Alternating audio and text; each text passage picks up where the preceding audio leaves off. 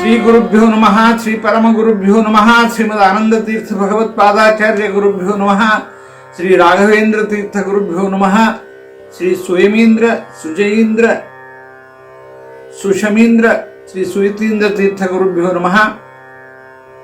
And now I offer my respectful pranams to Sri Shubhadendra Tirtha Swamiji, the present Pithadipati of the Mutt, and as per his command and advice and on receiving his blessings, I am proposing to give a series of lectures in English on Bhagavadgeeta to mark the auspicious occasion of Gita Jayanti on Margasirsha Shuddha Ekadasi of Sarvarinam Samvatsara.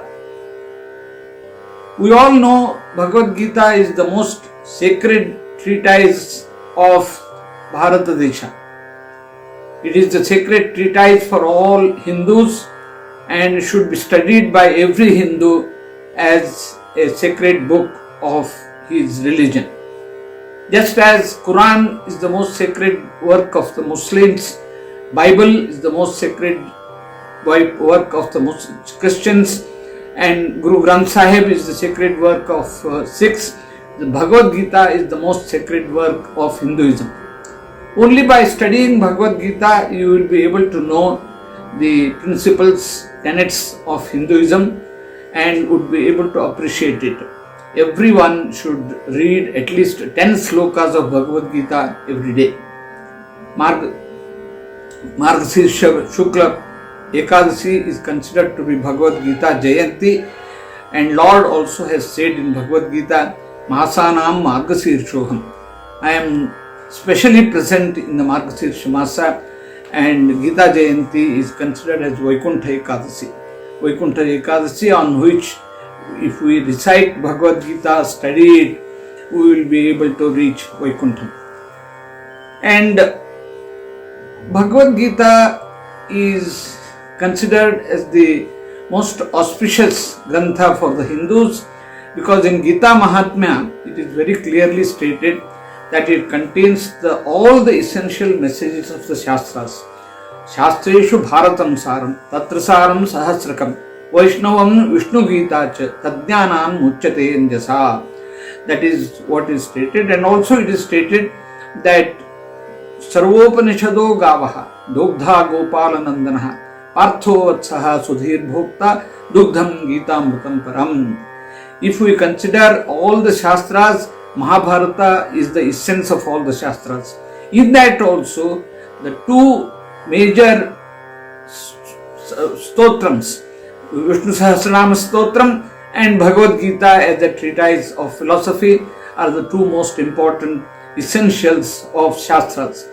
And also it is stated that if all the Upanishads were considered as one cow, and if Partha, Arjuna, is considered as a calf, and the cowherd, the one who milks this cow, is Lord Krishna himself, and all the good people, good-minded people, Sudhihi, Sushtudhihi, Shobhanadhihi, Dhihi, Buddhirmanisha, Dhichana, Dhih Prajna, Semushi Matihi, those who have good intellect, good reasoning power, good capacity to understand the right from the wrong, they would be the receivers of the benefits of this cow milking by Krishna with Partha as the calf. And the one which comes as the milk is Gita Amrutam, is the Amrita of the Gita. The calf tastes the milk a little bit and leaves it. And then the cowherd would bring out the more milk. And that is how Bhagavad Gita is brought out by by Lord Krishna as a conversation, as a sambhashana with Arjuna. Now Bhagavad Gita has been considered as a moksha shastra. If you study Bhagavad Gita, you become eligible for getting moksha. It's also called as Yoga Shastra, because in all the 18 adhyayas of Bhagavad Gita, 18 yogas are stated. Lord Sri Madhvacharya has written Bhashya on Bhagavad Gita and also Gita Tatparya, to give the essential messages of Bhagavad Gita. Tikarayaru has written commentaries on these as Prameya Deepika and Nyaya Deepika, and Raghavendra Swamigalu has written commentaries, tippanis on as Bhavadeepa and Prakasha on these. But having written these books, Raghavendra Swamigalu was not satisfied. He wanted to write a treatise which gives the meanings of each sloka in very succinct manner, and therefore he wrote a very magnum opus, extremely communicative grantha called Gitartha Sangraha or Gita Vivritti. And in the beginning of Gita Vivritti, Raghavendra Swamigalu said, Lakshmi Narayanam Natva Purna Bodhan Gurunapi Kurma Sri Krishna Gitayaha Bhashyad Yuktartha Sangraham. His treatises are all known, his tippanis are known as summary of the various treatises, various messages given in the different granthas, major granthas. They are not easily understandable, therefore he makes them simplified and presents them in a very succinct form. So he says Gita Vivritti is the condensation, the summarization of the various arthas, messages, inner meanings, philosophical tenets explained in Gita Bhashya, Gita Tatparya, Prameya Deepika and all other granthas. And therefore Gita Sangraha or Gita Vivritti becomes the most acceptable treatise on Bhagavad Gita.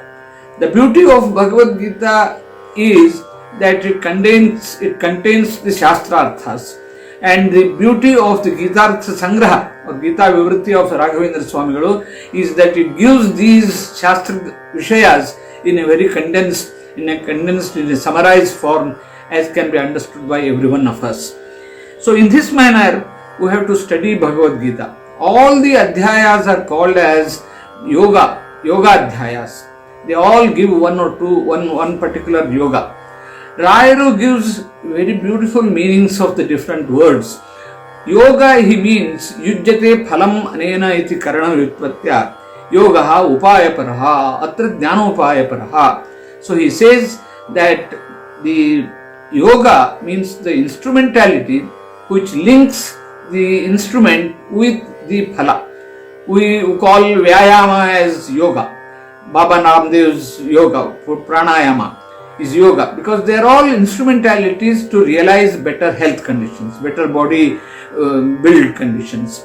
But in the case of Bhagavad Gita, the yogas means these are dhyanopayas. They are the instrumentalities for getting better knowledge of Tattvavada. And therefore, we have to view as Bhagavad Gita as a Yoga Shastra, as Dhyanopaya Shastra, and Rayaru gives a very beautiful summary of how Bhagavad Gita can be viewed. He says that in the first 6 adhyayas, we have got Dhyanopayoktihi. In the first 6 adhyayas, Dhyana Upaya, the Upayas, the instruments for Dhyana are presented. In the next 6 adhyayas, Tat Sadhanoktihi, how we should realize these Upayas, how we should make them familiar with us, how we should practice them. And then in the next 6th adhyaya, the Purvoktasya Praguktasya Prapanchanam Kriyate iti Visheshaha. See the beauty of this summarization of the contents of Bhagavad Gita. It gives Dhyanopaya, then that it's sadhana, and then later on in practical terms its elaboration is done. This is how Rayaru gives the main summary of Bhagavad Gita's messages. So the first adhyaya is called as Vishada Yoga. Vishada, again Rayaru gives a beautiful definition of what is Vishada. Moha nimittakat, shokat and manodaurbhalyam yasmin sati sarva vyaparopara bhavati saha vishadaha. See, every grantha has got 3 types of anukulyas. For it to become pramana, we should have Srotranukulya, Vaktranukulya, Prasanganukulya. Srotranukulya means the one who listens to it will have to be the appropriate person. Vaktranukulya means the one who narrates the material, the matter, has to be a noble, a very respectable, very knowledgeable person. And Prasanga is the context in which it is stated also becomes important to make that grantha pramana, that particular statement as authentic. In the same, here we have got Krishna himself as the narrator. No else than the Sarvajna Krishna is the narrator. And then the one who listens to it is Arjuna, the most respected friend of Krishna and also the most respected character of the Mahabharata. And therefore it becomes very much acceptable that these Anukulyas are good. And then third is Prasanga. They did not go to a clubhouse or a garden or a forest area or the bank of a river to discuss this matter. The context was the Yuddha, Mahabharata Yuddha, when both the senas had almost blown their conch shells. At that moment, Arjuna says, I will not fight. So the context becomes very important. When Arjuna has got this depression, this mental depression, Krishna is able to convey the messages very well. When Krishna conveys these messages, it goes into Arjuna and also to all the listeners. Therefore, for these three Anukulyas, the Vishada is an important component. Arjuna's Vishada, many people ask, how can Vishada be a Upaya? Vishada becomes Upaya by bringing out the contextual relevance of the entire preachings. So with this kind of background, we must now see how Vishada is narrated and how later on Krishna tries to remove the moha of Arjuna. Moha nimittakat, shokat and manodaurbhalyam. The weakness of the mind arising out of the ignorance. Moha means perverted knowledge. Moha means ajnana, viparita jnana, mithya jnana, perverted understanding of things. He has not understood the situation properly. He has done his own analysis but not able to properly appreciate the message that it is his duty to destroy the adharmis and establish the status of dharma. The Paramatma's main purpose of having taken avatara is adharma nivarana and dharma sthapana. And Arjuna is an instrument for realizing these goals of Paramatma. And Arjuna had not realized that it is Kshatriya dharma to destroy the adharmis.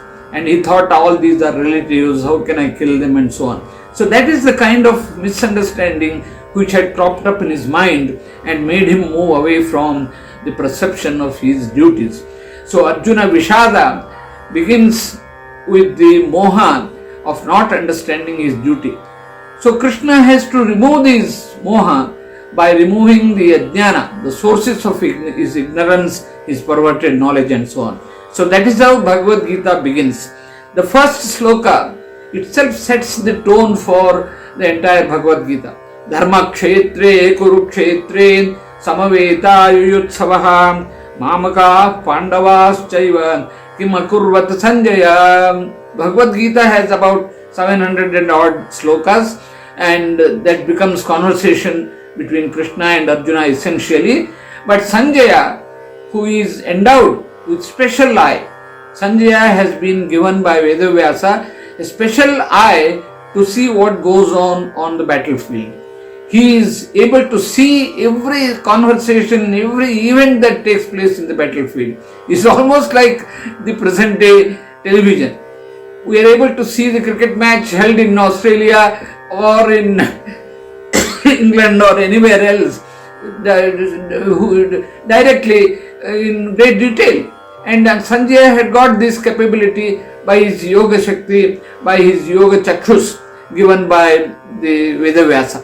So he is able to see what happens on the battlefield, and Dhritarashtra, a person who is blind, is not able to see what is happening, he is not able to realize what is going on.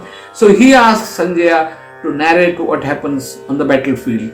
So he asks Sanjaya that Dharma kshetre kurukshetre samaveta yuyutsavaha mamaka pandavas chaiva kim akurvata Sanjaya. He asks Sanjaya out of curiosity, what happened? What did they do?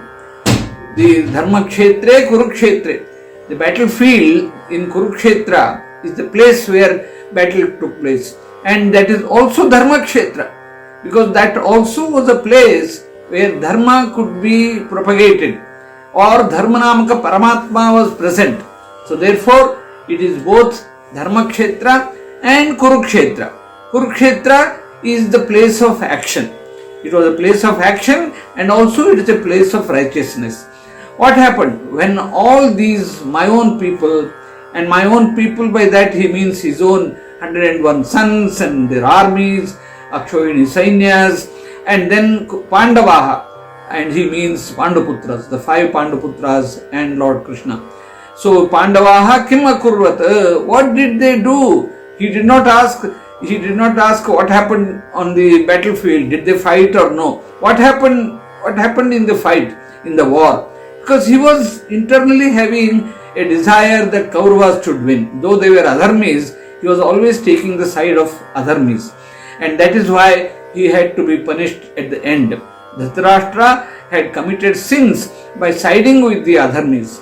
He did not stop many adharma actions of Duryodhana or Dushasana and others. And therefore he became a culprit in acting as a proponent of adharmas. And therefore, in the first sloka itself, we have the narration of the context of the entire Bhagavad Gita. He asks, Dhritarashtra asks, here the first, many times Bhagavad Gita, as I said, is a treatise of Moksha Shastra, Jnanopaya. But many modern analysts, modern persons, or recently Bhagavad Gita has been considered as a Shastra on management, because it gives you as to how you should treat your colleagues, how you should behave in the context of conflicts. When the conflicts arise, how should you behave? How should you manage yourself? How should you manage others? Essentially, the Bhagavad Gita is a treatise on management. So my presentation would have 3 dimensions.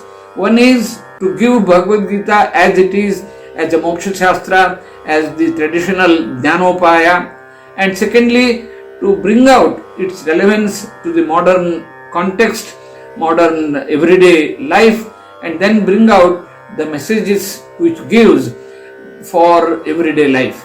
In all the 3 contexts, I would like to present Bhagavad Gita in a detailed manner. And in the first sloka itself, we have briefly the message of the psychology.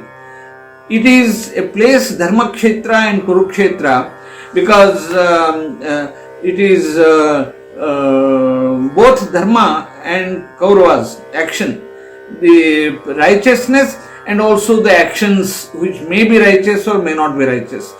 So when these 2 conflicting situations arise, Kurukshetra is not in Kurukshetra in Haryana, but Kurukshetra is our own mind. If we have to consider it as a management science, we have to treat mind itself as the Kurukshetra. It has got both righteous thoughts and non-righteous thoughts. It has got both good and evil thoughts.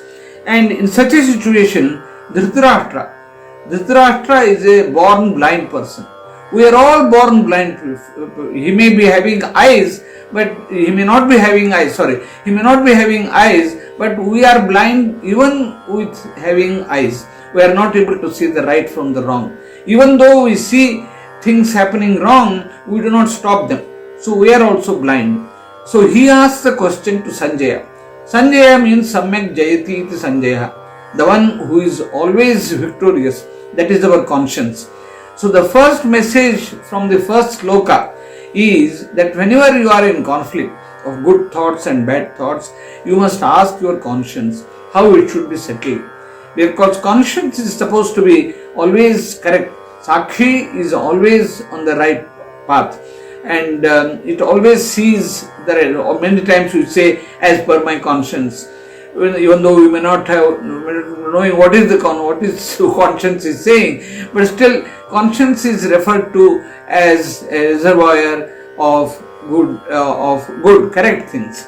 And therefore he asks the conscience as to how this conflict between the good and the bad was settled, because he was himself blind. So in this manner, we consider Bhagavad Gita as a treatise on managing oneself, and also derive lessons for our everyday life. And also it tells you how human behavior should be conducted. They are very sound principles of human behavior, human psychology, and we will refer to them, these lessons, whenever there is relevance. But otherwise, we do treat Bhagavad Gita as a treatise of knowledge and knowledge of Tattvavada, and in this manner, if we study Bhagavad Gita, we would be benefiting from that and see its relevance for our everyday life. It was not a treatise, something which was done 5,000 years ago, and therefore it is not relevant. No, it is relevant even today. That is why it is translated in a large number of languages, and it is still referred to by people for dealing with their everyday life. With this, we will stop this first lesson, and then we will go to the next lecture by elaborating on what was stated in the Vishada Yoga and how Krishna removes the Ajnana of Arjuna in the second Adhyaya, and proceed further to Karma Yoga, Jnana Yoga, Bhakti Yoga, Jnana Vijnana Yoga, and Vibhuti Yoga, and Vishwarupa Darshana Yoga. Other yogas we will elaborate on in the subsequent lectures. Yatra Yogeshwarah Krishno, Yatra Partho Dhanurdharaha, Tatra Sri Vijayo Bhutihi, Dhuvani Tirmatirmama. Sri Krishna Arpanamastu.